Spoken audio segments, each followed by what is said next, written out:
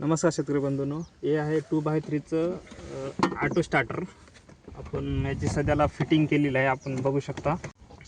हे आहे L1 L2 L3 म्हणजे जे मेन फ्युजरमधून आलेली लाईन आहे. फ्युजरमधून लाईन आलेली आहे L1 L2 L3 याच्यावर सर्व लिहिलेलं आहे. मग बाकीचं आहे P1 P2 P3 म्हणजेच आपल्याला स्टार्टरचं P1 P2 P3ला ॲड करायचं आहे. आणि हे आहे S1 S2 याचं कनेक्शन इथं द्यायचं आहे स्टार्टरच्या 94 आणि 93 पॉईंटला. हे आहे कॅपॅसिटर आपलं स्टार्टिंग पॉईंट T1 T2.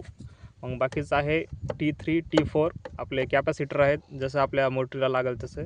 जर आपल्याला वाढवायचं असलं तर R1 आणि R2ला पण आपण वाढू शकता, जसं आपली मोटर उचलेल त्या हिशोबाने. एक लक्षात ठेवायचं, हे येलो वायर ज्यामध्ये आपल्याला लाईट नाही आहे त्या ठिकाणी जे कनेक्शन लावायचं आणि हेच कनेक्शन यामध्ये सेंटरमध्ये येईल हे लक्षात ठेवायचं. कारण की हे दोन्हीमध्ये लाईट असेल, याच्यामध्ये नसेल, त्यामुळे दोन्हीचं एक कॉम्बिनेशन करून थर्ड लाईट इथे सप्लाय होईल. त्यामुळे आपली स्टार्टर ऑटोमॅटिक स्टार्ट होईल.